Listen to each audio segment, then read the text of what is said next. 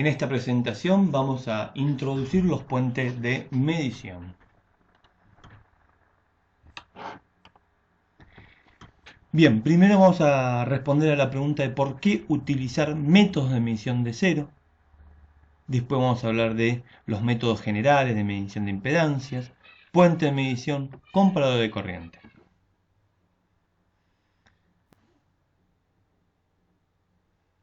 ¿Por qué utilizar método de medición de cero?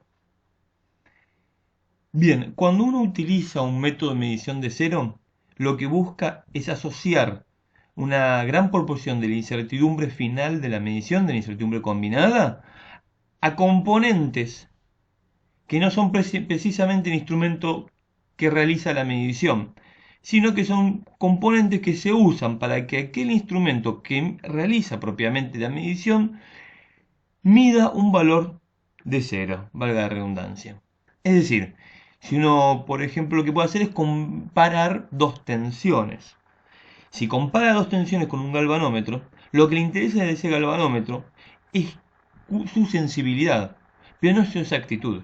Porque si las dos tensiones son iguales, idealmente, la tensión a medir es cero y por lo tanto la incertidumbre relativa va a ser cero. Es decir, esa componente de incertidumbre relativa a la lectura va a ser cero. Entonces elimina una componente de incertidumbre. ¿Y cómo logra hacer cero la lectura? Lo logra teniendo algún componente pasivo, principalmente, que ajusta su tensión de salida, en este caso, para que la tensión del galvanómetro sea cero. Vamos a ver un ejemplo. Método de medición de cero, el potenciómetro es uno de los primeros métodos que se utilizó, miren, desarrollado en 1841, y era sencillamente para medir tensión. ¿Cómo se hacía? Se tenía una tensión conocida, en este caso B1, se ponía un galvanómetro entre A y B, y se quería medir una tensión que puede ser B2. Entonces, se ajustaban los resistores R1, R2 y R3 de manera tal que el galvanómetro mida cero. Haciendo esto uno comparaba una tensión incógnita con una de referencia. Y los resistores se ajustaban de manera tal que estén graduada ese ajuste. Entonces uno ya viendo qué valor de graduación se ponía en los resistores, sabía cuánto era la tensión aplicada. Y aquí había que tener una tensión previamente medida y de buena calidad. Con esto lo que lograba era asociar la mayor parte de la incertidumbre de medición a los resistores y no así al galvanómetro. Acá tenemos un ejemplo. Un potenciómetro Lead and Northrop. Lead and Northrop fue una empresa que existió hace muchos años que hizo cosas de una calidad asombrosa de museo, ¿no? Como pueden ver la foto. Vamos a ver distintos métodos para medir impedancia. Hablo de métodos generales de medición de impedancia porque muchos métodos son más bien conocidos en tensión continua, pero tienen sus análogos en tensión alterna. Entonces, podemos estudiar sus características de manera general, para toda tensión.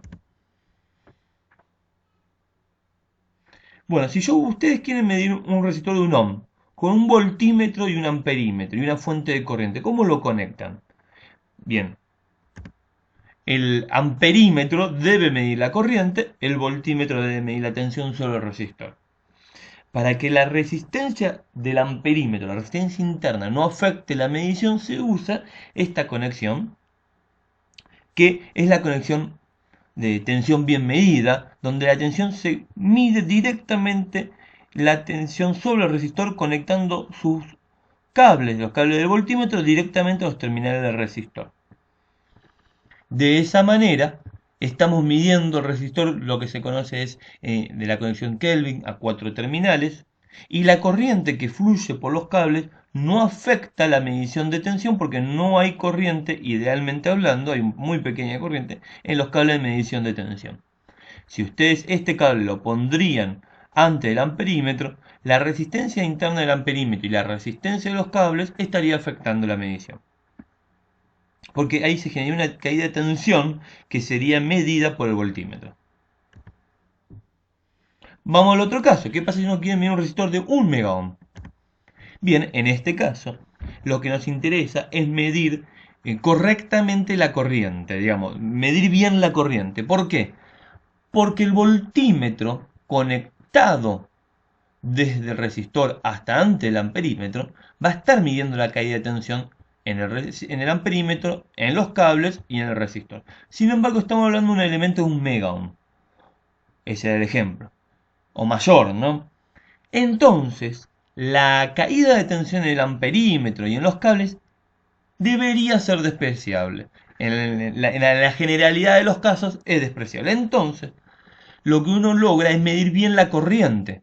Porque si ustedes usan la conexión de tensión bien medida, un poco de corriente se va a estar siendo absorbida por el voltímetro y eso generaría un error porque es comparable esa corriente a la corriente que pasa por el resistor de alto valor.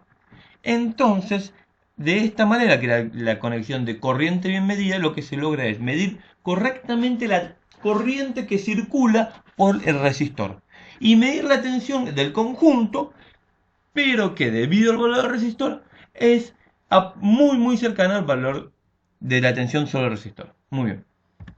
En comparación de impedancias, esos son métodos indirectos de medición de impedancia, lo que dije recién. Cuando uno quiere comparar dos impedancias, hay dos métodos, dos familias. Los métodos potenciométricos por un lado y los métodos basados en comparadores de corriente.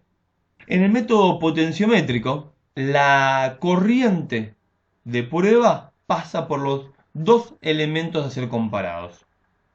En serie, la misma corriente. Y se mide la tensión en los bornes de los dos elementos. En los comparadores de corriente es la misma tensión la que cae en cada elemento. Y se mide la corriente o la relación de corriente que pasa entre ellos. Entonces, en un caso se aplica corriente y en otro se aplica la misma tensión. El método potenciométrico se usa principalmente para resistores grandes, mayor a 1 megahom por ejemplo, donde las corrientes que circulan son muy pequeñas y son difíciles de medir con un comparador de corriente. En cambio, el comparador de corriente, hoy en día los métodos más exactos son basados en un comparador de corriente, estoy hablando de 9 dígitos exactos con los comparadores criogénicos de corriente, permiten medir muy bien la relación de corriente, entonces se utiliza para resistores en el rango de 1 megaohm hasta 1 microohm, por ejemplo. Hay distintos sistemas que permiten medir valores muy diversos, la verdad, y hacer relaciones complejas, digamos de 1 a 100, por ejemplo. O también de 1 a 12.000, que es un valor interesante para la trazabilidad en resistencia. Bien, el puente potenciométrico por excelencia, que fue uno de los primeros, es el puente de Wheatstone. Como ven, tenemos 4 resistores y una fuente de tensión, y entre los puntos A y B se conecta el galvanómetro. Al conectar el galvanómetro y moviendo los resistores 2 y 4, uno puede hacer que la lectura del mismo vaya a 0, y entonces puede calcular, por ejemplo, el resistor R3 sabiendo el resistor de R4, R2 y R1. Fíjense que si consideramos todo ideal al galvanómetro ideal, lo que tenemos que es un divisor de tensión y acá otro divisor de tensión. Haciendo que los dos divisores tengan la misma relación, entonces puedo comparar dos tensiones, ¿no? Las dos tensiones de salida. Y entonces tengo que R3 dividido R3 más R1 es igual a R4 más R4 dividido R4 más R2. La tensión aplicada no influye porque justamente se cancela. Y finalmente puedo entonces despejar uno de los resistores conociendo los otros tres. Por eso decimos, esto es un método de comparación. Por ejemplo, el patrón podría ser R1 y R2 y R4 podrían ser resistores variables que tienen que estar calibrados. Bien, es decir, no es sencillo implementar este método porque se necesita, por ejemplo, dos cajas de resistores, un resistor patrón, pero se puede implementar con muy buena exactitud. ¿Cuáles son los componentes de incertidumbre que afectan a un puente de Wheatstone? Bueno, tenemos la incertidumbre de los resistores, su estabilidad, el coeficiente de temperatura, la trazabilidad. Tenemos la exactitud del detector, pero principalmente nos interesa su tensión de offset del detector, porque como va a medir una lectura de 0, la exactitud relativa que depende de la lectura debería ser 0. Nos interesa también su sensibilidad, cuánto es lo mínimo que puede detectar. Todo eso formaría parte de la exactitud del detector. También tenemos el efecto de carga del detector, la explicación de cómo funciona que hice recién muy rápidamente. Empecé diciendo que justamente el galvanómetro era ideal. Bueno, si uno pone un galvanómetro real con una dada resistencia de entrada, el efecto de carga va a estar afectando al circuito y uno debería evaluar. También tenemos el ruido de la fuente, el ruido de Johnson de todos los resistores. Eso también afecta las mediciones cuando uno va a la mayor sensibilidad.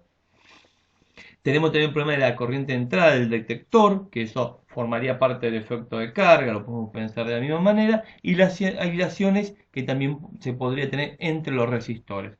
Todo eso son los distintos fenómenos que se tienen que evaluar para determinar la incertidumbre del puente. Bien, hay muchas aplicaciones y esto es algo muy interesante, que más allá de ser algo desarrollado hace mucho tiempo, hoy en día se sigue utilizando mucho y se utilizan para muchas cosas de instrumentación. Por ejemplo, la celda de carga, que se utiliza en balanzas. Es un sensor, digamos, la celda de carga es un sensor resistivo que cambia su resistencia con la tensión mecánica. Entonces, si uno sabe que lo que tiene que hacer finalmente es medir una resistencia, para poder después medir esa tensión, puede armar un puente de Wheatstone. Y lo que hace es, para una tensión inicial, lleva el puente a cero, digamos, busca el balance.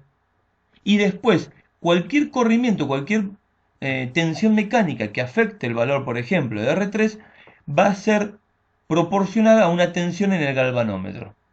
Y esa tensión en el galvanómetro la puedo usar para poder determinar cuánto fue la tensión mecánica. La ventaja de esto es que cuando se fabrica la celda de carga se pueden fabricar estos resistores también. Entonces, por ejemplo, todos pueden tener el mismo coeficiente de temperatura. Entonces, si todos tienen el mismo coeficiente de temperatura, la medida de la tensión mecánica debería ser independiente del coeficiente de temperatura, de la variación de temperatura. Ahora, cuando el puente Wheatstone en este caso se está usando como un transductor, es decir, no lo llevamos al balance de cero y lo utilizamos el balance de cero. El balance de cero existe en un dado punto, pero no es que lo usamos en todas las condiciones balanceado. Entonces se puede calcular la tensión VAB de esta manera, despreciando el efecto de carga del detector. Para estos, típicamente para medir las tensiones de los puentes Wheatstone, de instrumentación existen los amplificadores de instrumentación que muchos fabricantes lo venden, como Analog Device, Texas Instruments, y esos suelen tener una impedancia bastante alta. Bueno, por ejemplo, podemos ver la hoja de datos del INA 128 de Texas Instruments. Este es un amplificador de instrumentación. Acá tenemos un esquema. Y estos dos operacionales de entrada, que está todo dentro del mismo dispositivo. Fíjense ahí que está en modo de seguidor. Y justamente entra por el pin positivo. Y de esta forma nos da muy alta impedancia. Podemos ir a ver las características. Acá está indicado impedancia de entrada 10 a la 10, 10 a la 11 ohm y en picofaradio. Es decir, que justamente es el dispositivo para utilizar en instrumentación, digamos. Y si vamos más abajo, solo acá tenemos algunas aplicaciones, por ejemplo para medir termocupla, pero en este momento la que nos interesa está aquí, para medir un puente de Wheatstone. Ya, digamos, se fabrican pensando en estas aplicaciones. Bien, acá tenemos un ejemplo también de una celda de carga. Esto es un producto comercial. Directamente tenemos el traductor que mide la diferencia potencial y aplica tensión. Y la celda de carga son estos 4 resistores que tenemos aquí.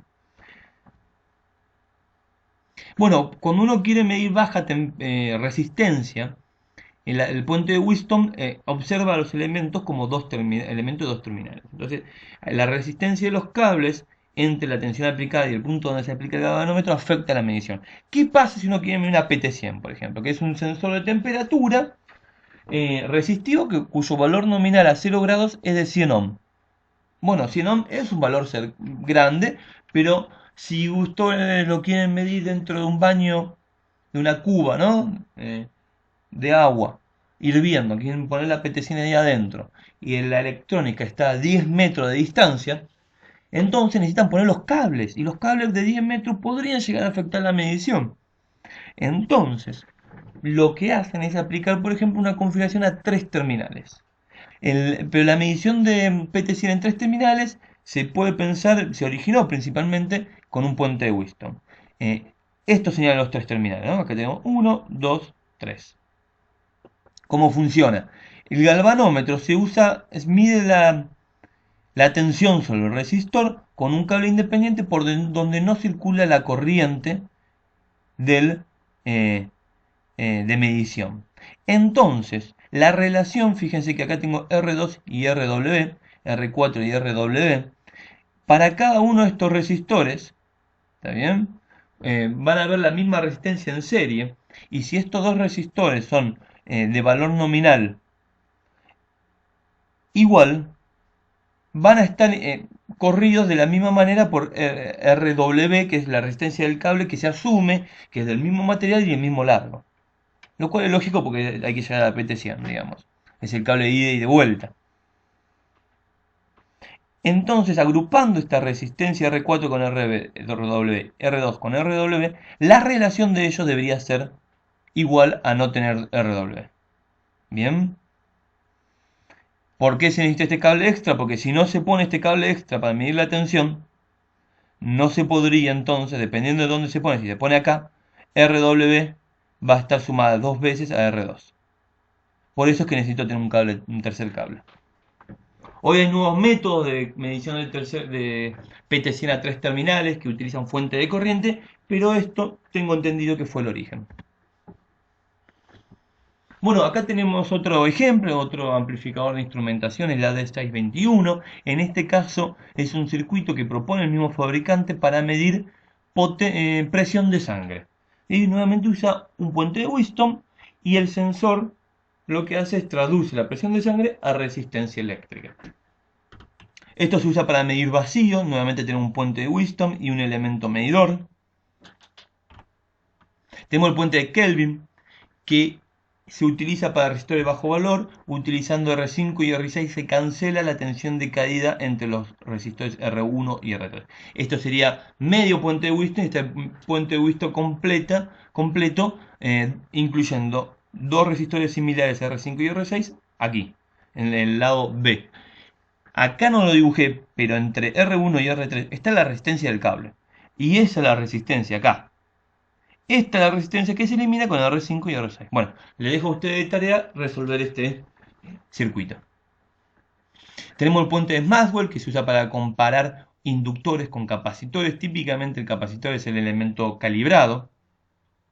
Fíjese que se ponen en este caso están en paralelo, en este caso está él en serie, están opuestos, y esto es justamente para cuando uno escribe el divisor de tensión en este caso, y en este caso queden de manera que se pueda cancelar L con C después, ¿bien? Que se pueda resolver correctamente el circuito. El puente de Shearing para medir capacitores, nuevamente. Este se utiliza principalmente porque se pueden medir muy bien las pérdidas dieléctricas de los capacitores. También existen distintos sensores capacitivos, por ejemplo, medición de humedad, volumen, touchscreen, y utilizan puente de Wheatstone o similares para su detección. Los comparadores de corriente se basan principalmente en comparar dos flujos magnéticos, producidos por dos corrientes, y realimentar una de ellas para cancelar y llevar a cero ese flujo magnético. Acá tenemos que, en la forma ideal, el flujo magnético depende de la corriente y de la cantidad de vuelta de la espira.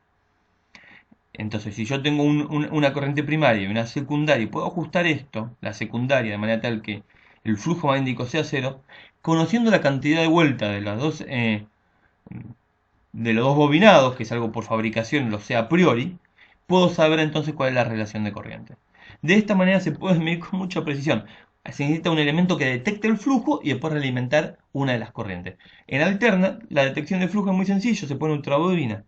Y por la ley de Faraday-Lenz se puede entonces resolver. Acá tenemos unos gráficos, ¿no? Si yo tengo dos bobinas, yo puedo dibujar un camino, un anillo, por donde puedo resolver la ley de Ampère.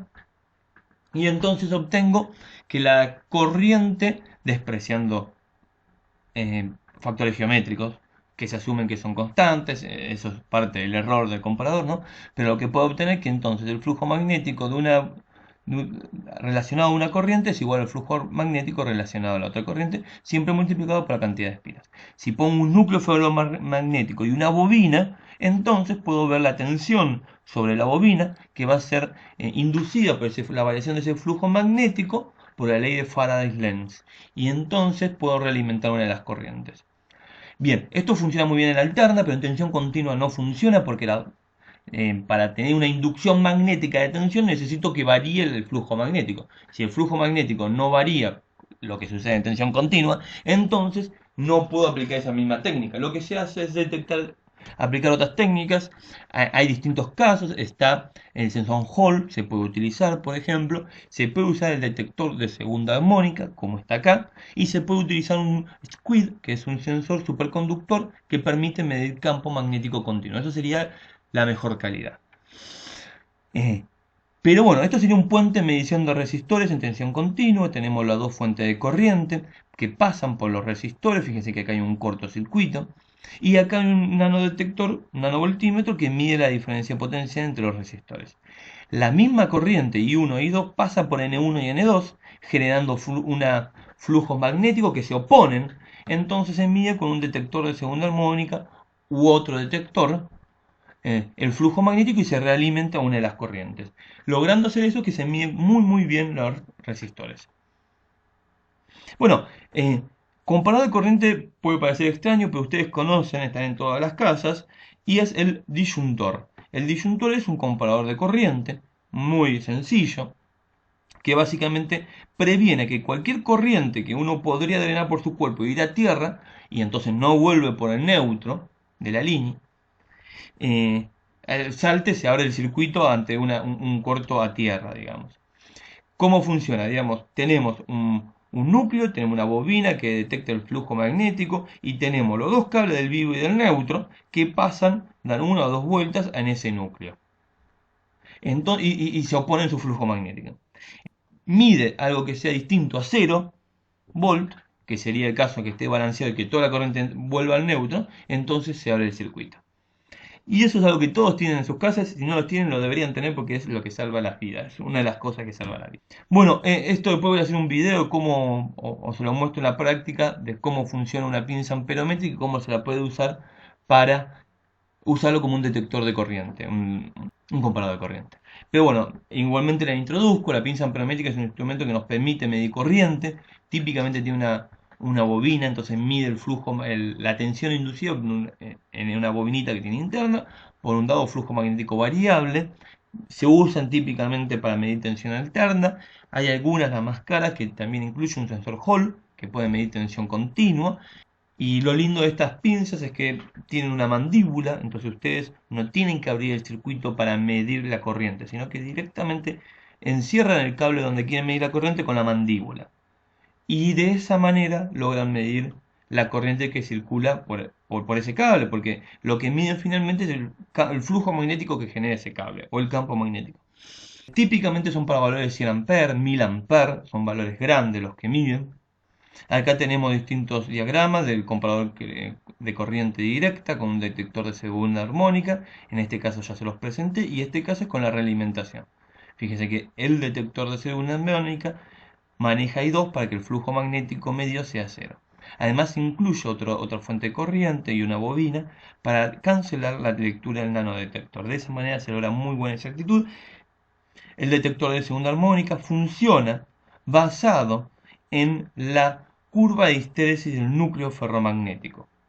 ¿Qué sucede? Si ustedes tienen una onda rectangular, por ejemplo, o senoidal, más fácil, sin tensión de offset, ustedes tienen que pensar que la corriente genera un campo magnético que se aplica al núcleo. Eso sería H. H va a estar moviéndose para un lado y para el otro. Y el B resultante dentro del campo del núcleo magnético va a ser proporcional de la misma manera y seguir esta curva para dos lados de la misma manera. Ahora, si ustedes le agregan una tensión de offset, una parte de la curva va a estar distorsionada y la otra no, porque va a saturar. Entonces, lo que se va a aparecer es que aparecen armónicos pares.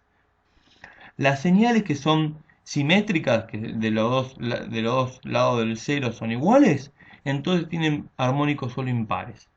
Pero si alguno de los dos lados ya pierde la simetría, aparecen los armónicos pares. Por eso es que es el detector de segunda armónica, porque lo que hace es detectar la segunda armónica que aparece cuando se distorsiona la señal del campo magnético dentro del núcleo, cuando aparece una tensión de offset, que es justamente la corriente directa que atraviesa, que se quiere medir.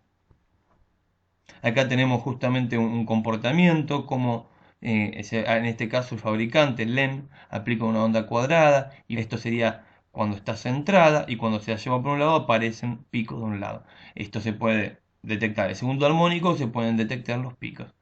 Esta empresa, si no me recuerdo, detecta los picos. Detecta el cambio de la simetría. Bueno, esto ya lo expliqué. Acá hay dos métodos, entonces detectar la segunda armónica o los picos de tensión. Esto es un ejemplo de este fabricante, LEM, que justamente tiene un núcleo, tiene un detector de flujo y realimenta una corriente IS, de manera tal que la corriente a medir, para cancelar el flujo magnético de la corriente a medir. Es decir, aplica un comparador de corriente pero en sensores de corriente, que después uno puede comprar, son un poco caros, pero funcionan muy bien y se usan para medir, por ejemplo, la corriente en un resistor o en un motor. Y después lo que hacen es la tensión de salida y la corriente de realimentación. Ahí está la foto, perdón. Bueno, esto es un sistema que está en el INTI, en el cual yo tuve el placer de trabajar, que permite medir resistores de alto valor hasta 1 GΩ con parte por millón de incertidumbre. Esto se basa en un sensor SQUID para medir el campo magnético. Es un sensor superconductor. Y la otra ventaja de este método es que no utiliza el núcleo ferromagnético, que tiene siempre problemas de geometría, digamos, no es perfecto, sino que usa el efecto Meissner y blindajes superconductores. Los blindajes superconductores dan un nivel de relación inalcanzable con los núcleos ferromagnéticos. Bueno, con esto entonces terminamos la presentación, los espero en clase y espero todas sus consultas. Saludos.